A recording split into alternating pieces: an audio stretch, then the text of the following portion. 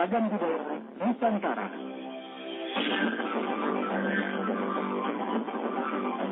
Hamparan keajaiban Nusantara. Destinasi kebanggaan Nusantara. Dan ragam kebanggaan Nusantara. Hanya di Pro 4 RRI. Program membaca dari Ensiklopedia Budaya Keindonesiaan. Selamat pagi, sahabat budaya. Selamat bergabung di program 4. Senang sekali pagi hari ini pukul 5 waktu Indonesia Barat sudah kembali mengudara melalui frekuensi FM 106,6 dan juga AM 1107 kHz. Pagi hari ini saya Jordan Talaksaru menyapa Anda kembali di hari Selasa tanggal 27 April 2021. Sebelum kita mengikuti program yang telah disiapkan di Pro 4 Jogja, ada baiknya saya akan sampaikan terlebih dahulu rangkaian acara yang bisa Anda ikuti, sahabat budaya, dari pukul 5 pagi hari ini sampai nanti pukul 24.00 waktu Indonesia Barat atau jam 12 malam. Di antaranya untuk pagi hari ini Anda bisa bergabung mengikuti program, ada Babakan Niti Kabecian atau Batik, dilanjutkan dengan siaran Uyon-Uyon Enjing, Matuk-Gatuk, Melepet Pasar, Kauruh, dan juga Goin atau lagu dan informasi. Sedangkan untuk siang harinya Anda bisa mendengarkan program Canting Jali, Uyon-Uyon Siang, dan juga lagu serta informasi. Untuk sore hingga malam harinya kami hadirkan siaran ketoprak, dilanjutkan dengan Barokah Berbuka Puasa bersama Pro 1 Yogyakarta, siaran Wayang Kulit, Sekeber atau Sejenak Kenangan Bersama, dilanjutkan dengan Bangun Desa, Oncek-Oncek Duratun Nasihin, Tadarus Al-Quran, dan ditutup dengan program Monco Warno Budoyo. Demikian untuk rangkaian acara yang bisa Anda ikuti, sahabat budaya, di hari Selasa ini tanggal 27 April 2021. Langsung saja pagi hari ini, saya ajak Anda untuk bergabung mengikuti Babakan Niti Kabecian dengan judul atau tema di pagi hari ini, Dosa-dosa yang dianggap biasa, dan akan disampaikan oleh narasumber kami, Ustadz Yulianto SAG dari Kemenak DIY.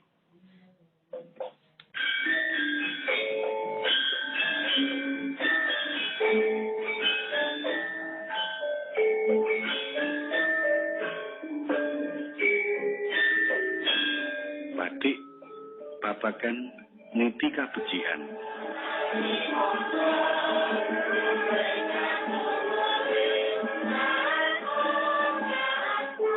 Assalamualaikum warahmatullahi wabarakatuh. Sugeng Enjing, Ustadz Yulianto, apa kabar? Waalaikumsalam warahmatullahi wabarakatuh. Sugeng Enjing, Pak. Nggih. Sugeng Enjing ugi sehat nggih, Pak Ustadz? Alhamdulillah sehat, Pak. Sami-sami. Nggih.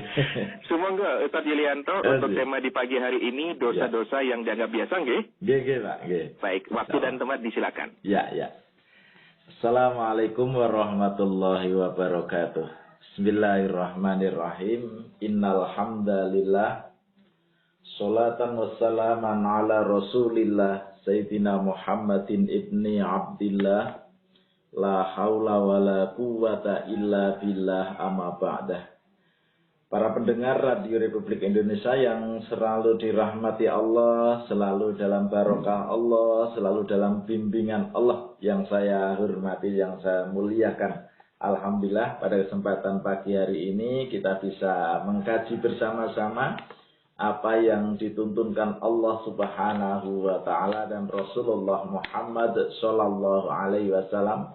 Semoga kita semua selalu dalam bimbingan Allah, dalam kebaikan yang dituntunkan oleh Allah dan Rasulullah. Ya. Pada kesempatan pagi ini saya akan mengambil tema dosa-dosa yang dianggap biasa di masyarakat. Sabda Rasulullah Sallallahu Alaihi Wasallam, dosa itu kalau digolongkan berdasarkan jenis-jenisnya itu ada 3 macam. Yang pertama kata Rasulullah, dzambun yughfar, dosa yang dimaafkan. Ya, ada dosa yang dimaafkan. Dosa yang dimaafkan itu adalah dosa sesama manusia selain syirik. Dosa selain menyekutukan Allah itu dimaafkan oleh Allah Subhanahu wa taala. Ya. Contoh sepele seperti ini. Ada laki-laki melihat perempuan cantik sekali, ya. Itu dosa, ya. Dosa. Tapi terus istighfar, minta maaf kepada Allah. Astaghfirullahalazim alladzi la ilaha illa huwal hayyul qayyum wa atubu ilaih. Insyaallah dimaafkan oleh Allah. Ya. Ada yang kedua, dzambun la yughfar, dosa yang tidak dimaafkan oleh Allah. Jadi ada dosa yang tidak dimaafkan oleh Allah, yaitu dosanya syirik, menyekutukan Allah Subhanahu wa taala, membandingkan Allah dengan makhluknya, itu syirik. Kata anak muda, punya kekasih yang lain. Nah, itu termasuk syirik semacam itu, ya. Dan yang ketiga ada dzambun yujazubi, dosa yang dibalas. Dosa yang dibalas itu contohnya mencuri, dibalas nanti. Hutang tidak dibayar, itu dibalas. Ya, karena hati-hati, ya. Karena yang namanya hutang, ya, itu masalah tidak hanya di dunia, tapi bisa menjadi masalah di akhirat. Ya. Nah, adapun di antara dosa-dosa yang bermacam-macam semacam itu, ya, itu yang sering dilakukan di masyarakat dan kadang-kadang lupa, itu yang pertama namanya riya, sum'ah, takabur. Riya itu menampakkan ibadah, menampakkan kebaikan biar dilihat orang lain. Ada sum'ah, memperdengarkan amal kebaikan biar didengar orang lain. Ada yang namanya takabur. Kalau takabur itu sudah merendahkan orang lain. Jadi menganggap orang lain itu lebih jelek dari dia. Itu namanya takabur. Hati-hati. Itu sifat-sifat yang sekarang-sekarang ini harus hati-hati. Ya. Mudah-mudahan kita semua dalam lindungan bimbingan Allah. Riya, katakan riya itu. Memperlihatkan amal yang dilakukan pada orang lain. Sekarang di zaman medsos, media sosial semacam ini, sudah gak asing lagi. Orang inginnya semua diupload ke YouTube, ke FB, ke Twitter, dan begitu seterusnya. Kalau niatnya baik gak apa-apa, karena semua tergantung niatnya. Innamal a'malu binniyat. Niatnya untuk dakwah bagus. Tapi kalau niatnya agar disanjung oleh orang lain, nah itu sudah masuk ke ranahnya riya. Makanya hati-hati. Bisa masuk ke ranahnya riya, masuk ke ranahnya sum'ah. Hati-hati betul-betul. Kemudian takabur. Kadang-kadang orang itu suka merendahkan orang lain. Suatu saat saya tanya, Bu, Pak, di kampung ini ada enggak orang yang jeleknya melebihi jenengan? Gitu. Dijawab oleh Bapak itu. Enggak ada, Pak. Tapi ada, Pak, satu yang orangnya jelek sekali. Maksudnya dalam arti kepribadian loh ya. Bukan wajah, bukan. Kepribadiannya jelek. Itu udah mengatakan semacam itu udah tidak termasuk orang yang tawadhu. Udah masuk takabur. Merasa lebih baik dari orang lain. Padahal Islam itu mengajarkan kita tawadhu. Merasa jadi orang yang lebih jelek dari orang lain. Tapi menganggap orang lain itu semua baik. Yang jelek adalah kita. Loh, itu orang tawadhu semacam itu. Lawannya sombong takabur gak itu. Jadi hati-hati betul di masyarakat kita. Insya Allah kalau kita bisa menjaga hal-hal semacam itu akan disenangi oleh masyarakat. Karena takabur ini termasuk riya sum'ah. Itu awalnya syaitan, awalnya iblis. Itu dikeluarkan oleh Allah dari surga. Dan itu sifat-sifat yang melekat dalam diri syaitan. Makanya jangan sekali-kali diikuti, hati-hati betul. Kita telusuri riwayat dari iblis ini. Iblis ini kan awalnya jin dulunya. Sejarah sangkan paraning dumadi. Allah mencipta pertama malaikat. Dicipta dari nur, dari cahaya. Kemudian mencipta yang kedua, mencipta neraka. Kemudian yang ketiga, Allah mencipta surga. Kemudian menawarkan kepada malaikat. Kalau dalam Al-Quran menawarkan kepada langit, menawarkan kepada bumi. Tapi malaikat nggak mau masuk surga. Bumi, langit nggak mau masuk surga. Lantas Allah berfirman, malaikat, kenapa kamu nggak mau masuk surga? Ya Gusti, kalau Gusti mau memasukkan saya ke surga, nanti kalau ada apa-apa saya pasti sama Gusti dimasukkan ke dalam neraka. Makanya saya lebih baik tidak masuk surga. Itu malaikat. Malaikat semacam itu. Makanya Allah langsung mencipta lagi makhluk. Kalau begitu, saya ingin mencipta makhluk lagi yang siap masuk surga, tapi juga siap masuk neraka. Malaikat, ya Gusti, gimana Gusti? Tolong ambilkan api dari neraka. Suruh mengambilkan api dari neraka. Diambilkan. Neraka itu kan bahan bakarnya dari batu yang sangat panas sekali. Neraka itu panasnya bukan main. Karena penciptaannya yang pertama itu kan putih sekali api neraka itu.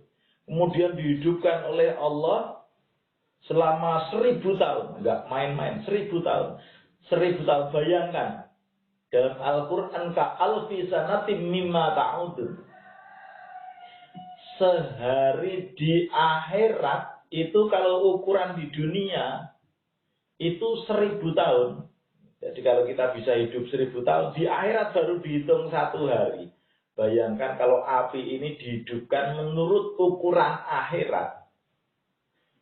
Itu 1000 tahun. Makanya api yang putih menjadi merah dihidupkan 1000 tahun itu. Dihidupkan lagi oleh Allah 1000 tahun lagi. Api yang merah itu menjadi hitam. Kemudian diberi siksaan macam-macam, akhirnya diberi nama itu neraka. Bahasa Arabnya nar sama, yang nar itu artinya api. Tapi itu disebut neraka oleh orang-orang kita. Namanya neraka. Macam-macam neraka harus ada. Nah ini, jin ini dibuat dari itu, dari bahan api neraka itu. Nah, sesudah itu, kun fayakun, Allah mencipta jin, jadilah jin itu. Kemudian jin ditawari oleh Allah, jin, maukah kamu saya masukkan ke dalam surga? Mau Gusti. Tapi ada syaratnya, jin, kata Allah. Apa syaratnya? Syaratnya kamu saya tempatkan di bumi. Kalau kamu menjalankan perintahku, meninggalkan laranganku, ku masukkan engkau ke surga. Sama seperti kita kan Pak, Bu ya, semuanya pendengar. Kalau kita menjalankan perintah Allah, menjauhi larangan Allah, surga. Sama dengan jin itu. Tapi hati-hati. Menurut kisah ini, jin itu lupa, lama-lama lupa. Tidak menjalankan perintah Allah, malah berbuat maksiat, berbuat dosa. Na'udzubillah summa na'udzubillah min dzalik. Akhirnya Allah mengutus malaikat Jibril, Mikael, Israfil. Itu gimana jin kok malah nggak karuan di bumi? Karena tidak melaksanakan perintahku malah banyak berbuat maksiat. Bunuh jin-jin itu, masukkan ke dalam neraka. Jin-jin yang jelek-jelek dimasukkan ke dalam neraka, dibunuh oleh malaikat. Tapi ada keanehan di dalam tafsir. Ada jin kecil yang masih berumur 1 tahun gitu, oleh malaikat Jibril dibawa ke alam malaikat. dibawa ke alam malaikat. Lantas jin ini menjadi besar dan pintar. Jin ini oleh malaikat diberi nama Azazil. Karena saking pinternya jin yang bernama Azazil ini, semakin besar semakin pintar, maka dia menjadi komandannya malaikat. Lantas Allah berfirman, Azazil, karena engkau pinter, paling pinter di antara malaikat, engkau saya jadikan komandan malaikat dan tempatmu adalah di surga. Ditempatkan surga. Tapi ada syaratnya. Syaratnya apa ya Allah? Syaratnya jangan takabur. Itu. Syaratnya jangan takabur. Akhirnya malaikat masuki surga. Siapa tadi? Azazil ya. Azazil masuk dalam surga. Lah, ini karena yang namanya Azazil juga jin, lupa lama-lama. Dia sombong, dia takabur. Ini sifat yang bahaya betul, takabur ini. Akhirnya Allah berfirman, malaikat gimana ini? Saya menciptakan makhluk dari jin, akhirnya nggak kuat masuk dalam surga. Akhirnya Allah berfirman lagi, malaikat, sekarang coba saya tak buat makhluk yang berasal dari bumi. Akan saya jadikan nanti sebagai penduduk surga. Betul. Allah mengirim malaikat untuk turun ke bumi. Kok turun, Pak? Iya. Alam Allah ini sangat luas sekali. Alam yang paling tinggi itu namanya Ars. Ars lapis 7. Di bawah Ars ada yang namanya surga. Surga juga lapis 7. Di bawahnya surga ada neraka. Neraka juga lapis 7. Ya.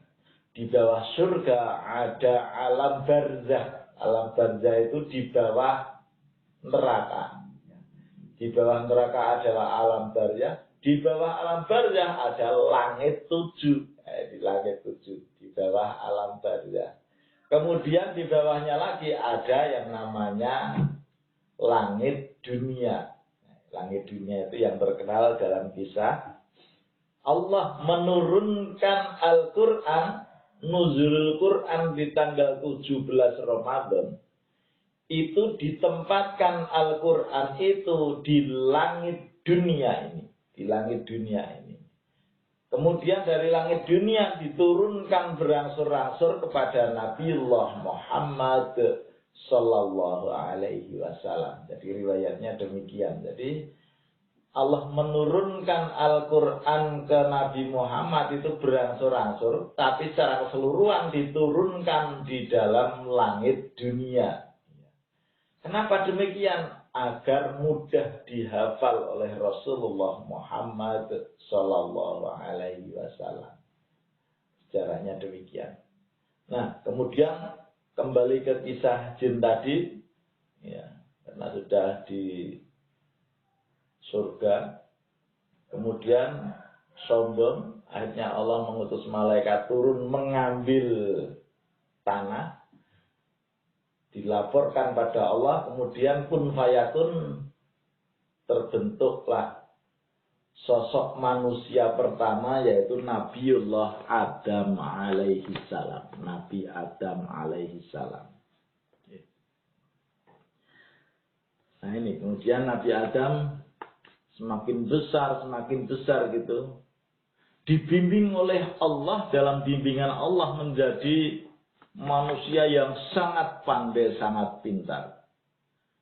Pintarnya Nabi Adam melebihi malaikat, pintarnya Nabi Adam melebihi Azazil.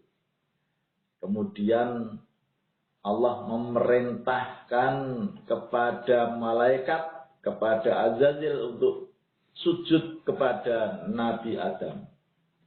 Nabi Adam saat itu menjadi makhluk yang paling muda. Tapi malaikat tetap mau sujud kepada Adam karena hormat atas perintah Allah. Tapi Azazil gak mau. Masa saya disuruh menyembah Adam, saya lebih tua, lebih dahulu dilahirkan daripada Adam. Gak mau, ini sifat takaburnya jin yang bernama Azazil ini. Kemudian dalam Al-Quran disebutkan fasajadu illa iblis. Kejaba iblis, kecuali iblis yang enggak mau sujud pada Allah. Iblis ya Azazil. Allah dasar iblis enggak mau menuruti perintahku. Lantas Allah, kalau begitu engkau aku masukkan ke dalam neraka. Lantas iblis yang bernama Azazil ini berkata, enggak apa-apa Gusti, saya dimasukkan dalam neraka, tapi dengan syarat saya mohon nanti kalau sudah kiamat. Jadi menunggu kiamat. Keturunan dari Azazil ini, iblis Azazil ini semua dimasukkan ke dalam neraka. Turunan dari iblis ini setan, jenis setan itu. Kalau jin beda lagi. Jin kan ada yang bukan turunan dari Azazil, yang sejak awal itu sudah dilahirkan, yang tidak mati. Itu jin bisa masuk dalam surga. Seperti difirmankan dalam Al-Quran, wa ma khalaqtul jinna wal insa illa liya'budun. Dan ingsun Allah tidak menciptakan jin dan manusia kecuali untuk menyembah, untuk beribadah kepadaku. Nah, ini, lihat dari kalimat ini, jin dan manusia kedudukannya sama. Ada harful atof, huruf wa yang menunjukkan dari sisi hukum sama antara manusia dan jin ini. Ya. Makanya ini di surga malaikat membimbing Nabiullah Adam alaihissalam. Ya. Tapi iblis dikeluarkan oleh Allah dari surga. Dikeluarkan menuju di bumi lagi untuk mengganggu manusia. Makanya kita harus hati-hati betul. Namanya iblis, setan dari turunan Azazil. Ini sangat dendam sekali. Ingin memasukkan manusia ke dalam neraka Allah. Ingin bareng-bareng dengan dia. Hanya hati-hati dengan takabur, sifat takabur dari iblis laknatullah. Sejarahnya demikian. Lalu ada lagi dosa yang biasa dilakukan di masyarakat itu meninggalkan sholat. Ini juga bahaya, meninggalkan. Saya juga kadang berpikir demikian. Di masyarakat itu yang ke masjid untuk sholat jamaah itu berapa persennya ya? Kayaknya kalau di mana-mana masih sedikit sekali juga. Wah, bisa 10% aja udah bagus banget. Dari satu kampung katakan. Kemudian ya kita husnudzon, sangka baik, semoga walaupun tidak di masjid, di musola, tapi saudara-saudara kita tetap sholat di rumah itu aja. Tapi khawatir saya kalau nggak sholat itu bahaya ini, bahaya. Makanya harus dijaga betul. Dari Abu Hurairah radhiyallahu an, Nabi Shallallahu Alaihi Wasallam bersabda demikian, yang artinya perjanjian yang mengikat antara kita dan mereka adalah sholat. Maka siapa saja yang meninggalkan sholat, sungguh ia telah kafir. Kata Rasulullah demikian. Ada lagi yang biasa dianggap dosa di masyarakat, dianggap biasa-biasa aja. Itu namanya riba.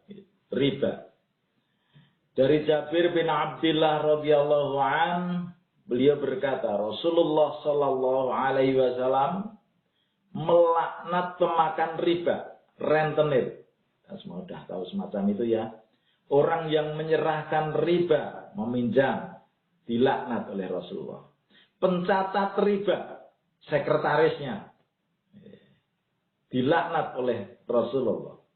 dan 2 orang saksinya yang menjadi saksi itu juga dilaknat oleh Rasulullah.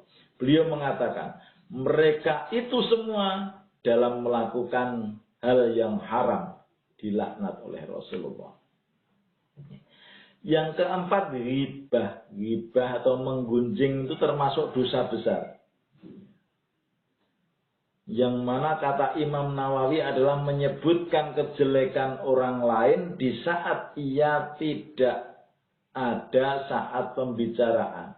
Ya, jadi yang namanya ghibah itu menyebutkan kejelekan orang lain di saat ia tidak ada saat pembicaraan. Ya, termasuk ghibah itu satu, membeberkan aib orang lain, itu ghibah. Menirukan tingkah laku atau gerak tertentu dari orang yang dipergunjingkan dengan maksud ingin mengolok-olok. Nah, macam itu. Ada yang ketiga lagi itu, menyebutkan sesuatu yang terdapat pada diri seorang muslim sedang ia tidak menyukainya. Dan yang lain juga hampir sama semacam itu. Itu termasuk ghibah semacam itu. Lalu dosa yang biasa dilakukan oleh masyarakat, itu biasa-biasa dilakukan, itu ada kholwat. Kholwat itu berdua-duaan laki-laki perempuan yang bukan mahram. Kholwat ini dipastikan terjadi ketika laki-laki dan perempuan memiliki hubungan yang namanya pacaran. Nah ini biasa kita tahu macam itu ya. Dan semua kegiatan yang dilakukan tertuju pada perzinaan. Karena firman Allah artinya demikian, dan janganlah kamu mendekati zina, wala taqrabuz zina. Innahu kana fahisyatan wa sa'a sabila.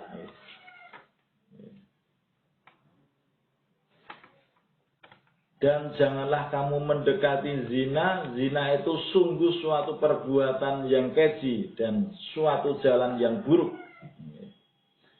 Maka di dalam hadis Nabi bersabda demikian, yang artinya telah ditentukan atas anak Adam manusia bagian zinanya yang tidak dapat dihindarinya. Hati-hati ini. Zina kedua mata adalah melihat yang diharamkan. Melihat yang diharamkan itu termasuk zina. Zina kedua telinga adalah mendengar yang diharamkan. Zinanya lisan adalah berbicara yang diharamkan. Zina tangan adalah dengan meraba atau memegang yang diharamkan wanita yang bukan mahram. Zina laki-laki adalah melangkah ke tempat yang haram. Zinanya kaki. Zinanya kaki adalah melangkah ke tempat yang haram. Dan zinanya hati. Hati juga bisa berzina dengan hati ini. Dan zinanya hati adalah menginginkan dan berangan-angan.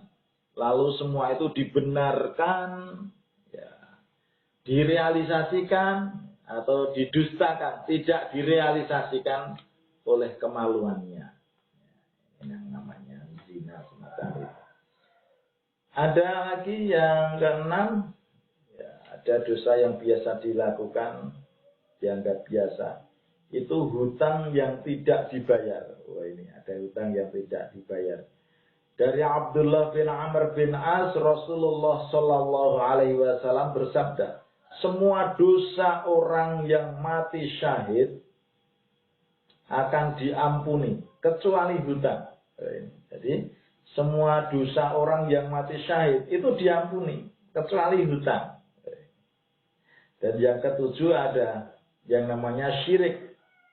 Syirik itu ketika manusia menjadikan suatu tandingan sekutu bagi Allah, menyembah kepada selain Allah, itu namanya syirik. Ada yang kedelapan, dosa yang biasa dilakukan itu bersumpah dengan nama selain Allah. Ya. Ada lagi tiarah. Tiarah ya.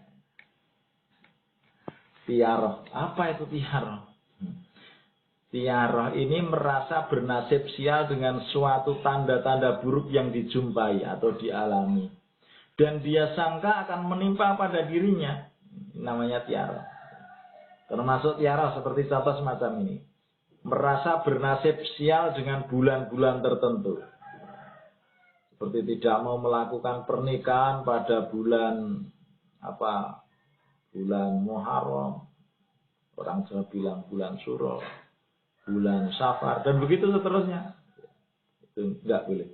Yang kedua, kepercayaan bahwa hari Rabu yang jatuh pada akhir setiap bulan membawa kemalangan terus-menerus. Misalnya semacam itu. Itu juga termasuk tiara.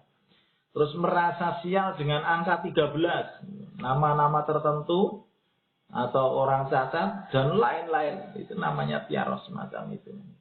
Nabi Shallallahu Alaihi Wasallam menerangkan hukum perbuatan ini dalam sabdanya yang artinya tiara adalah syirik. Jadi jenis tiara itu termasuk syirik. Nah, ada lagi yang ke-10. Memberi atau menerima suap itu juga termasuk dosa yang dianggap biasa. Dalam sebuah hadis marfu' riwayat Abu Hurairah radhiyallahu an yang artinya demikian. Allah melaknat penyuap dan penerima suap dalam urusan hukum. Ya, Allah melaknat penyuap dan penerima suap dalam urusan hukum. Ya. Jadi kita harus hati-hati betul di masyarakat. Semoga hal-hal yang dianggap sepele sering dilakukan diampuni oleh Allah Subhanahu wa taala. Kita selalu jaga-jaga jangan sampai melakukan hal-hal yang dilarang oleh Allah Subhanahu wa taala. Semoga di bulan yang mulia ini, di bulan yang penuh dengan barokah, bulan yang agung, bulan yang penuh dengan rahmat Allah ini kita selalu dalam lindungan Allah, dalam bimbingan Allah, dalam barokah Allah, dalam maghfirah Allah. Ya. Dalam rahmat Allah Subhanahu wa taala. Demikian, ada kekurangan mohon maaf. Assalamualaikum warahmatullahi wabarakatuh.